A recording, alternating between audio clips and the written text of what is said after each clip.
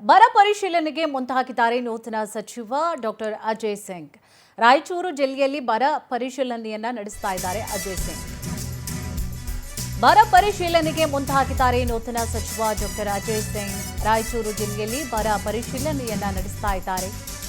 ರಾಯಚೂರು ನಗರ ಗ್ರಾಮಾಂತರ ಕ್ಷೇತ್ರದಲ್ಲಿ ಬರ ಪರಿಶೀಲನೆ ನಡೆಸಲಾಗಿದೆ. ಬರ ಪರಿಶೀಲನೆಗೆ ಮುಂದಾಗಿದ್ದಾರೆ ನೂತನ ಸಚಿವ ಡಾಕ್ಟರ್ ಅಜಯ್ ಸಿಂಗ್ ಅವರು. ಅವರ ಜೊತೆಯಲ್ಲಿ ಶಾಸಕರು ಕೂಡ ಅವರಿಗೆ ಸಾಥ್ ಕೊಟ್ಟಿದ್ದಾರೆ. ರಾಯಚೂರು ನಗರ ಗ್ರಾಮಾಂತರ ಕ್ಷೇತ್ರದಲ್ಲಿ ಬರ ಅಧ್ಯಯನ ಆಗ್ತಾ ಇದೆ. ಈ ವೇಳೆ ಕೃಷಿ ಅಧಿಕಾರಿಗಳಿಗೆ ಶಾಸಕ ಶಿವರಾಜ್ ಪಾಟೀಲ್ ಅವರು ಕೂಡ ತರಾಟೆಗೆ ತೆಗೆದುಕೊಳ್ತಾರೆ ಅಧಿಕಾರಿಗಳನ್ನ. ನೋಡಿ, ಎಲ್ಲೆಲ್ಲಿ ಏನು ಸಮಸ್ಯೆಗಳಾಗಿದೆ, ರೈತರ ಜೊತೆಯಲ್ಲೇ ಮಾತನಾಡಿದ್ದಾರೆ. ಯಾವ ಬೆಳೆ ಹಾಕಿದ್ರಿ, ಎಷ್ಟು ಲಾಸ್ ಆಗಿದೆ, ಯಾವ ಗ್ರಾಮಗಳಲ್ಲಿ ಈ ರೀತಿಯಾಗಿ ಆಗಿದೆ ಅಂತ ಹೇಳಿ ಅಧಿಕಾರಿಗಳಿಂದಲೂ ಕೂಡ ಮಾಹಿತಿಯನ್ನು ಪಡ್ಕೊಂಡ್ರು.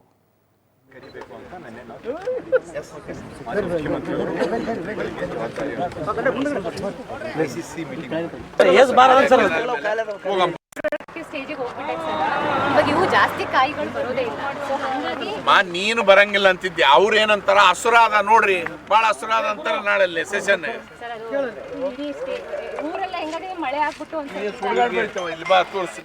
ಈ ಬಗ್ಗೆ ಸಚಿವ ಅಜಯ್ ಸಿಂಗ್ ಜೊತೆಯಲ್ಲಿ ನಮ್ಮ ಪ್ರತಿನಿಧಿ ಚಿಟ್ಚಾಟ್ ನಡೆಸಿದ್ದಾರೆ. ನೋಡೋಣ ಬನ್ನಿ.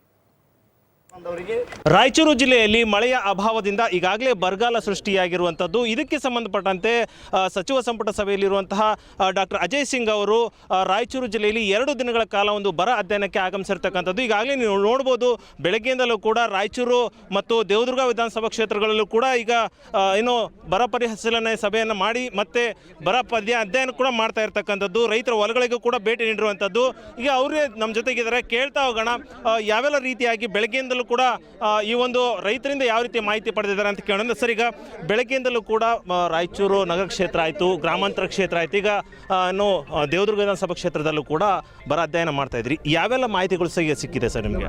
ಇಲ್ಲಿ ಇರ್ತಕ್ಕಂಥ 1,20,000 ಹೆಕ್ಟೇರಲ್ಲಿ ಬಿತ್ತನೆ ಆಗಿದ್ದು ಆಲ್ಮೋಸ್ಟ್ 90,000-89,000 ಹೆಕ್ಟೇರ್ ಬಿತ್ತನೆ ಆಗಿದೆ. ಅದರಲ್ಲಿ 70,000 ಹತ್ತಿನೇ ಬಿತ್ತನೆ ಮಾಡಿದ್ದಾರೆ. ನಾವು ಈಗಾಗಲೇ ನೋಡಿದ್ದೀರಿ, 1 ಬಾರಿ 2 ಬಾರಿ 3 ಬಾರಿ ಬಿತ್ತನೆ ಮಾಡಿದ್ದಾರೆ. 1 ಬಾರಿ ಮಾಡ್ತಕ್ಕಂಥ ಅದು ಕೇವಲ 1 ಫೀಟ್ ಅಷ್ಟು ಬಂದಿದೆ. 2ನೇ ಬಾರಿ ಮಾಡಿದ್ರು ಒಂದು ಅರ್ಧ ಫೀಟ್ ಇರಬಹುದು. 3ನೇ ಬಾರಿ ಬಿತ್ತನೆ ಮಾಡಿದ್ದು ಏನೂ ಇಲ್ಲ. ಮತ್ತು ಕಳೆದ 1 ವಾರದಲ್ಲಿ ಏನು ಮಳೆನೇ ಬಂದಿಲ್ಲ. ರೈತರೆಲ್ಲ ಭಾಳಷ್ಟು ಒಂದು ಸಂಕಷ್ಟದಲ್ಲಿದ್ದಾರೆ. ಯಾವೊಂದು ರೀತಿಯಿಂದ ಅವ್ರಿಗೆ ಅನುಕೂಲ ಮಾಡಬೇಕು ಅಂತ ಎಲ್ಲ ನಾವು ವಿಚಾರ ಮಾಡ್ತಾ ಇದ್ದೀವಿ. ಸರ್, ಈಗ CM ಅವ್ರು ಹೇಳಿರ್ತಕ್ಕಂಥದ್ದು ಯಾವ ರೀತಿಯಾಗಿ ನೀವು ಬರ ಒಂದು ವರದಿಯನ್ನು ಸಿದ್ಧತೆ ಮಾಡ್ತೀರಿ ಸರ್? ಈಗ ಕ್ಷೇತ್ರವಾರು ಮಾಡ್ತಿರೋ, ಜಿಲ್ಲಾವಾರು ಮಾಡ್ತೀರಿ, ಯಾವ ರೀತಿ ಮತ್ತು ಹೇಗೆ ನೀವು ಸಬ್ಮಿಟ್ ಮಾಡ್ತೀರಿ ಸರ್? ಇವಾಗ ನಮ್ಮ ಜಿಲ್ಲಾಧಿಕಾರಿಗಳು ಇಲ್ಲೇ ಇದ್ದಾರೆ, ಎಲ್ಲ ಅಧಿಕಾರಿಗಳು ಕೂಡ ಬಂದಿದ್ದಾರೆ. ನಾಳೆ ಇರ್ತಕ್ಕಂಥ ಒಂದು ಮೀಟಿಂಗಲ್ಲಿ ನಾವು ಸಂಪೂರ್ಣವಾಗಿ ಇಡೀ ಜಿಲ್ಲಾ ಮಟ್ಟದಲ್ಲಿ, ಯಾಕಂದರೆ ನಾವು ಪ್ರತಿಯೊಂದು ತಾಲೂಕಿಗೆ ನಾವು ಭೇಟಿ ಆಗ್ತಾಯಿದ್ದೀವಿ. ಸರ್ಕಾರವೇ ರೈತರ ಹತ್ರ ಅವರು ಸಂಕಷ್ಟದಲ್ಲಿ ಭಾಗಿಯಾಗ್ತಾ ಇದ್ದಾರೆ. ಅವರ ನೋವನ್ನು ತಿಳ್ಕೊಂಡು ಅವ್ರಿಗೆ ಏನು ಅವಶ್ಯಕತೆ ಇದೆ, ಏನು ಮಾಡಬೇಕು ಅಂತ ಸರಿಯಾಗಿ ರೀತಿಯನ್ನು ತಿಳ್ಕೊಂಡು ಆ ಒಂದು ರೀತಿಯಿಂದ ಒಂದು ರಿಪೋರ್ಟ್ ರೆಡಿ ಮಾಡ್ತೀವಿ. ಸರ್, ಈಗ ಜಿಲ್ಲೆಯಲ್ಲಿ ಮಳೆ ಅಭಾವ ಒಂದು ಕಡೆ ಇದೆ.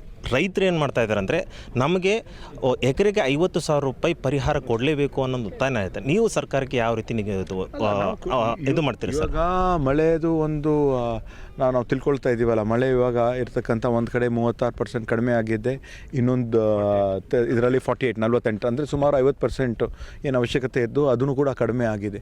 ಅದು ಮತ್ತು ರೈತರಿಗೆ ಹೆಚ್ಚಿನ ಒಂದು ಏನು ಪರಿಹಾರ ನಾವು ನೀಡ್ಬೋದು ಅಂತ ಒಂದು ಸಮಾಲೋಚನೆ ಮಾಡಿ, ಎಲ್ಲರ ಜೊತೆ ಸಮಾಲೋಚನೆ ಮಾಡಿ ಒಂದು ತೀರ್ಮಾನ ತಗೊಳ್ತಾರೆ. ಇದು ಡಾಕ್ಟರ್ ಅಜಯ್ ಸಿಂಗ್ ಅವರ ಮಾತಾಗಿರ್ತಕ್ಕಂಥದ್ದು. ಒಟ್ಟಾರೆಯಾಗಿ ಕಾಂಗ್ರೆಸ್ ಸರ್ಕಾರ ರೈತರ ಜೊತೆಗಿದೆ ಅನ್ನೋ ಒಂದು ಮಾತನ್ನು ಹೇಳ್ತಾ ಇದ್ದಾರೆ. ವಿಡಿಯೋ ಜರ್ನಲಿಸ್ಟ್ ಅಬ್ದುಲ್ ಖಾದರ್ ಜೊತೆ ನೀಲ್ಕಂಠ ಸ್ವಾಮಿ, ದಿನ್ನಿ ಪವರ್ TV, ರಾಯಚೂರು.